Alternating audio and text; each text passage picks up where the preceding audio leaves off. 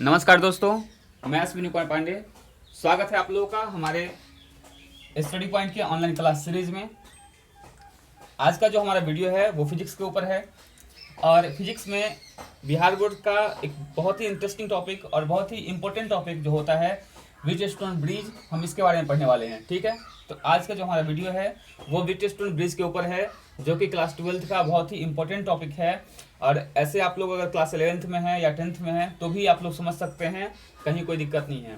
देखिए, इस टॉपिक को समझने के लिए थोड़ा सा आप लोग को एक्टिव रहना पड़ेगा, थोड़ा सा पेशेंस के साथ देखना पड़ेगा वीडियो को। ठीक है, तो जो हमारा बेस्ट है, हम चाहेंगे कि आप लोग को हमारा बेस्ट दें ताकि आप लोगों को कहीं कोई प्रॉब्लम नहीं हो, अच्छे से समझ में आए। व्हीटस्टोन ब्रिज में होता क्या है कि बहुत सारे वायर्स होते हैं और इस वायरों में, उन तारों में करंट का डिस्ट्रीब्यूशन होता है और करंट के डिस्ट्रीब्यूशन के बाद जो फाइनली एक गैल्वेनोमीटर होता है, उस गैल्वेनोमीटर में करंट का वैल्यू क्या होगा वो निकालना होता है।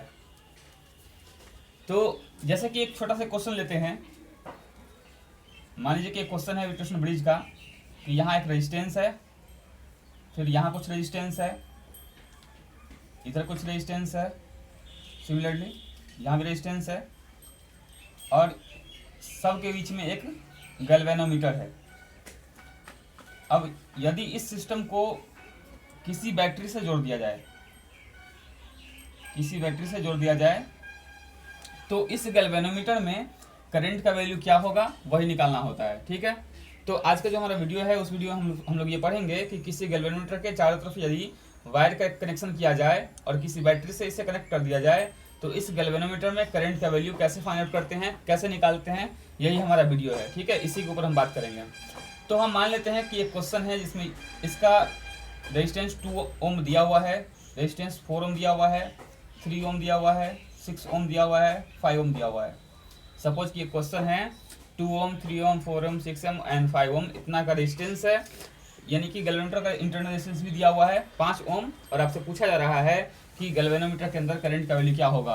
What will the value of current in galvanometer, ये हम लोग को निकालना है, ये हमारा काम है। तो सबसे पहले करना ये होता है कि इन सर्किट में, जो सर्किट दिख रहा है आप लोगों को, जो तार दिख रहा है, इन तारों में करंट का डिस्ट्रीब्यूशन कैसे करें, बंटवारा कैसे करें, ये सबसे इंपॉर्टेंट काम है। तो दोस्तों, सबसे इंपॉर्टेंट बात यह है कि किसी बैटरी का जो पॉजिटिव टर्मिनल होता है, करंट उधर से ही निकलता है। तो ये पॉजिटिव टर्मिनल है तो करंट इस डायरेक्शन से बाहर की ओर निकलेगा, यहाँ करंट निकला। ठीक है, निगेटिव में अंदर आता है, पॉजिटिव से बाहर निकलता है, जानते होंगे। ऐसे भी पॉजिटिव से लाइन ऑफ फोर्स क्या होता है, बाहर जाता है, नेगेटिव में लाइन ऑफ फोर्स क्या होता है, अंदर आता है। तो यहाँ से एक करंट आई, यहाँ से निकला, इस पॉइंट पे टर्न हुआ, ऊपर गया करंट, ऊपर से टर्न हुआ, यहाँ आया और यहाँ के करंट यहाँ तक आया। इस पॉइंट तक करंट कितना आया, आई। अब आई करंट को यहाँ से आगे बढ़ने पर दो रास्ता मिल रहा है, यानी कुछ आदमी हैं, कुछ आदमी को यहाँ तक आने पर दो रास्ता मिला, ऊपर भी जा सकता है, नीचे भी आ सकता है। ठीक है, तो हम मान लेते हैं कि इस आई करंट में से I1 चला गया नीचे, आई में से I1 नीचे चला गया। सपोज कि 10 आदमी था, 10 आदमी में 4 आदमी नीचे चला गया, तो ऊपर कितना गया, 6 आदमी, यानी इसमें से जो बचा वो, यही बात ना, अगर इसको 10 मान ले, इसको 4 मान ले, तो ऊपर कितना जाएगा, 6 आदमी। कैसे निकालेंगे, 10 में से 4 को माइनस कर लेंगे, यानी कुल करंट I था और इस I में से I1 नीचे चला गया, तो ऊपर कितना जाएगा, I माइनस I1, ये करंट ऊपर चला। यहाँ से ये करंट I माइनस I1 ऊपर तक पहुँचते इस पॉइंट तक आया और ये I1 करंट पहुँचते किस पॉइंट तक आया, नीचे वाले पॉइंट तक आया। अब ये I माइनस I1 करंट इस पॉइंट पर जब पहुँचा तो इस पॉइंट पहुँचने के बाद फिर से इसको मिला दो रास्ता, एक नीचे जाने का और एक इधर आने का, दो रास्ता इसके पास फिर से है। ठीक है, तो जब फिर से I माइनस I1 करंट के पास दो रास्ता होगा और मान लेते हैं कि इतने करंट में से IG करंट चला गया गैल्वेनोमीटर में, IG करंट गैल्वेनोमीटर चला गया, तो I माइनस I1 में से IG चला गया, तो क्या बचेगा, I minus I1 minus IG, ये करंट जाएगा 3 ओम वाले वायर में। ठीक है, इस तरह से। अच्छा, ऊपर से कौन सा करंट आ रहा है, IG, ये IG करंट ऊपर के तार से होते होते होते होते यहाँ तक पहुँचा और इधर से कौन पहुँचा था, इधर से पहुँचा था I1। तो इस पॉइंट पर करंट कितना हो गया, इस पॉइंट पर हो गया, I1 आया था इस साइड से 4 ओम से और IG आया था गैल्वेनोमीटर से, और ये दोनों कहाँ जाएगा, इस वायर में। ठीक है, अब देखिए इस पॉइंट पर कितना कितना करंट हो रहा है। इस पॉइंट पर ऊपर से करंट कितना आया, ऊपर से आया I minus I one minus I G, और नीचे से क्या करंट आ रहा है, I1 प्लस आई जी, I1 प्लस आई जी। सब करंट यहाँ मिलेगा तो plus I1 minus I one खत्म, plus I ji minus I जी खत्म, बचा क्या I, यानी फाइनली कितना करंट बच रहा है, I करंट बच रहा है, और वही करंट निगेटिव टर्मिनल से वापस होगा। तो जब भी आपका डिस्ट्रीब्यूशन ऑफ करंट सही होगा तो फाइनली आंसर आई ही आना चाहिए, ठीक है। यानी जितना करंट आप मानेंगे कि यहाँ से निकल रहा है उतना ही करंट वापस इसके अंदर जा भी रहा होगा। फिर से एक बार डिस्ट्रीब्यूशन को समझ लीजिए अच्छे से, सबसे कॉम्प्लिकेटेड है। यहाँ से पॉजिटिव टर्मिनल से करंट निकला, मान लेते हैं I1 करंट टर्न हुआ, ऊपर गया, यहाँ तक आया। अब यहाँ तक जाने के बाद I1 करंट को दो रास्ता मिला, इधर की ओर भी उधर की ओर भी। तो I में से I1 करंट नीचे चला गया तो क्या बचा, I माइनस आई वन। अब ये I minus I one current यहाँ तक पहुँचा, फिर इसको मिला दो रास्ता। अब इन दो रास्तों में क्या हुआ कि I माइनस आई वन में से मान लेते हैं कि इस करंट में से IG इसमें चला गया, तो इसमें कितना बचा, I minus I one minus IG इसमें चला गया। अब ये IG करंट जब यहाँ पहुँचा तो इस पॉइंट पर ऊपर से IG आया है और इधर से कौन आया था, I1 आया था, दोनों मिल गया तो I1 प्लस IG। अब ये सब करंट यहाँ पहुँचा, ऊपर से कौन सा करंट आया, I minus I one plus minus IG, और नीचे से कितना आया, I1 प्लस IG। अब इस पॉइंट पर सब मिल गए, फाइनली क्या बचा I, और वही करंट वापस निगेटिव टर्मिनल से बाहर हो गया। अब इसको करना क्या होगा कि इसमें इस फिगर में जो जो क्लोज फिगर है अकॉर्डिंग टू किर्चॉफ लॉ, जो जो क्लोज फिगर होता है उसमें टोटल करंट और रेजिस्टेंस का जो समेशन आता है वो जीरो होता है, हम आगे बताने वाले हैं। तो जो क्लोज फिगर है उसको पहले जूम आउट करते हैं। तो क्लोज फिगर मतलब ये पहला फिगर जो क्लोज है ट्रायंगल टाइप का, और ये दूसरा फिगर जो क्लोज है ट्रायंगल टाइप का। तो हम फिगर नंबर 1 को बाहर करते हैं, यानी कि फिगर नंबर 1 को जब हम बाहर करें तो कैसा फिगर है, फिगर कुछ इस तरह का है। ये रेजिस्टेंस है, इसके नीचे भी रेजिस्टेंस है, और यहाँ पे कहीं गैल्वेनोमीटर है। इसका रेजिस्टेंस कितना है 2 ओम, और करंट क्या है I माइनस आई वन। यहाँ रेजिस्टेंस कितना है 4 ओम, और करंट कितना है I1। यहाँ रेजिस्टेंस है इंटरनल रेजिस्टेंस 5 ओम, और करंट है IG, ठीक है। डायरेक्शन देख लीजिए, 2 ओम वाले में करंट ऊपर की ओर जा रहा है, तो 2 ओम वाले में करंट जा रहा है ऊपर की ओर। IG वाले में करंट ऊपर से नीचे आ रहा है, तो IG में करंट ऊपर से नीचे आ रहा है, और 4 ओम में ऊपर से नीचे आ रहा है, 4 ओम में ऊपर से नीचे आ रहा है। तो अकॉर्डिंग टू किर्चॉफ लॉ करना क्या है कि पहले तो हम डायरेक्शन देखेंगे कि सर्कुलेशन पूरा करने के लिए, एक राउंड पूरा करने के लिए कौन सपोर्ट कर रहा है कौन अपोज कर रहा है। जो सपोर्ट करेगा पॉजिटिव लिखेंगे, जो अपोज करेगा निगेटिव लिखेंगे।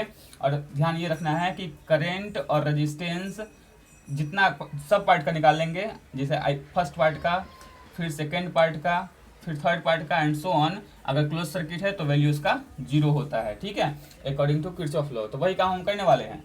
पहले हम मान लेते हैं कि इस पॉइंट से देखते हैं कि मतलब एक सर्कुलेशन पूरा करने में क्या क्या होने वाला है। इस पॉइंट से दिख रहा है आप लोग को, करंट ऊपर गया, ऊपर जाने के बाद नीचे आया, यहाँ तक सही है। जैसे कोई आदमी है वो ऊपर गया इस पॉइंट पर, फिर नीचे आया इस पॉइंट पर। अब इसको कहाँ जाना चाहिए था, ऊपर जाना चाहिए था अगर पूरा करना है राउंड तो, लेकिन क्या हो रहा है इसमें, ये नीचे आ रहा है, यानी कि ये सर्किट अपोज कर रहा है, निगेटिव होगा। बाकी दोनों सर्किट क्या होगा, पॉजिटिव होगा, ठीक है। तो हम लोग क्या करेंगे कि किर्चॉफ के लॉ के अनुसार करंट और रेजिस्टेंस का मल्टीपल, यानी कि 2 है रेजिस्टेंस और करंट कितना है I माइनस आई वन, फिर प्लस 5 है रेजिस्टेंस और करंट कितना है IG, और इधर माइनस 4 है रेजिस्टेंस और करंट कितना है I1, और इज इक्वल टू 0, ठीक है। इसको सोल्व करते हैं तो 2 इंटू आई हो जाएगा 2I minus 2I1 plus 5IG minus 4I1 equal to 0। तो इधर 2I रह गया, तो 2I माइनस 2I1 और माइनस 4I1 कितना हो जाएगा, minus 6I1 plus 5IG equal to 0। ये हमारा हो गया इक्वेशन 1। फिगर 1 से हम लोग इक्वेशन 1 तक पहुंच गए, ठीक है। सिमिलरली क्या करेंगे, हम लोग फिगर 2 को बाहर करेंगे और इसी तरह से का इक्वेशन बनाने की कोशिश करेंगे, ठीक है। तो यहाँ देखिए, अब हम लोग क्या करेंगे, अब करेंगे फिगर नंबर 2 को बाहर। फिगर नंबर 2 क्या है, गैल्वेनोमीटर के इस तरफ का पार्ट यानी कि शुरू हुआ गैल्वेनोमीटर से, इधर रेजिस्टेंस 3 ओम है, 3 ओम रेजिस्टेंस, और इधर है 6 ओम रेजिस्टेंस, 6 ओम रेजिस्टेंस। इसका इंटरनल रेजिस्टेंस 5 ओम। करंट क्या है गैल्वेनोमीटर में? IG करंट है 3 ओम वाले में, I minus I1 minus IG current है, और 6 ओम वाले में I1 प्लस IG करंट है। डायरेक्शन को नहीं भूलिएगा, डायरेक्शन देखिए, गैल्वेनोमीटर में नीचे आ रहा है करंट, तो इसमें नीचे आ रहा है। 3 ओम में ऊपर से नीचे आ रहा है, तो 3 ओम में भी ऊपर से नीचे आ रहा है करंट, और इसमें नीचे से ऊपर जा रहा है, नीचे से ऊपर जा रहा है। अब देखिए सर्कुलेशन को, जैसे मान लेते हैं कि इस पॉइंट पर कोई बंदा है, यहाँ पे कोई आदमी है, वो आदमी इस डायरेक्शन के अनुसार नीचे आ रहा है, ठीक है, फिर ऊपर जा रहा है, ये भी ठीक है, लेकिन अब इसको कहाँ जाना चाहिए? ऊपर जाना चाहिए, और हो क्या रहा है? ये नीचे आ रहा है, तो इसको क्या करेंगे? निगेटिव ले लेंगे, ठीक है। तो अब फिर से हम इसका इक्वेशन बनाना शुरू करते हैं। इक्वेशन कैसे बनाएंगे?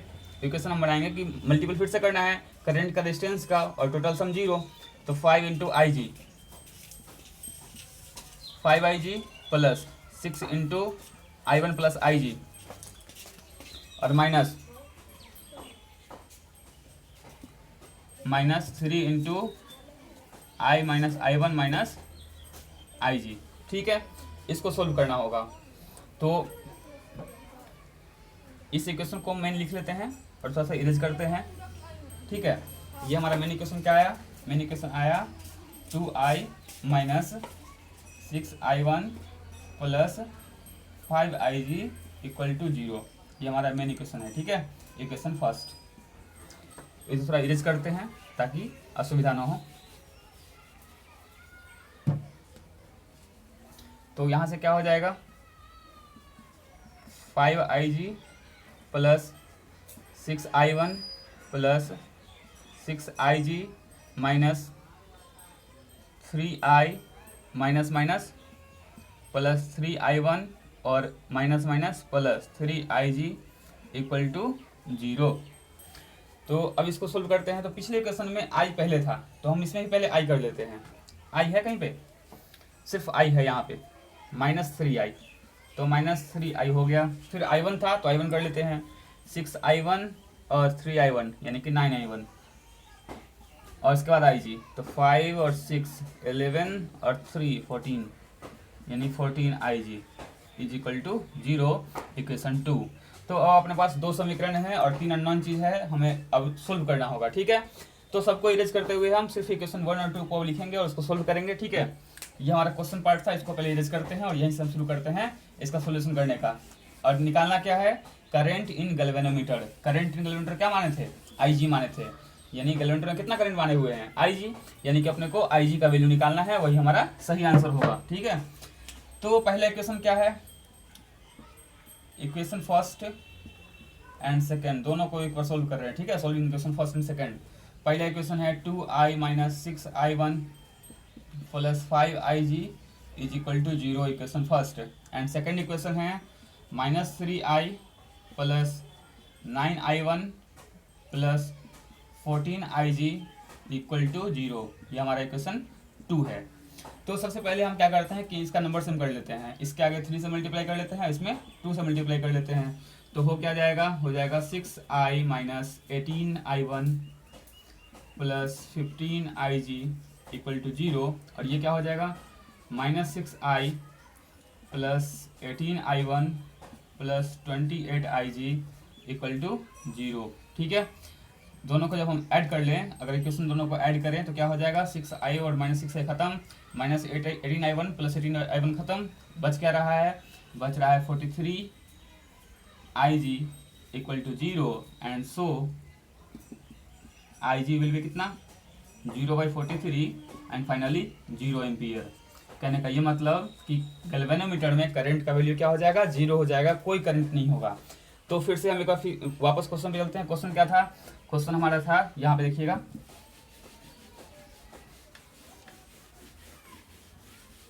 क्वेश्चन हमारा था कि इधर था 2, इधर था 4, फिर इधर 3 और इधर 6, गैल्वेनोमीटर में 5,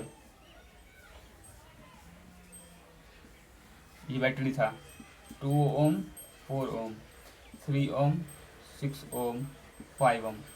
तो अगर गैल्वेनोमीटर में करंट का वैल्यू 0 है तो इससे आप लोग को ये समझना चाहिए एक शॉर्ट ट्रिक कि यदि गैल्वेनोमीटर के किसी भी तरफ जो रेशियो हो रहा है वो अगर सेम हो, जैसे 2 दूनी 4 यानी 1/2 या 4 है, 2 मतलब में कट रहा है, इधर भी 3 दूनी 6 कट रहा है, तो दोनों का रेशियो क्या है, सेम है ना, यानी कि 2/4 और 3/6 का रेशियो क्या होगा, 1/2 का रेशियो है, 1/2 1/2।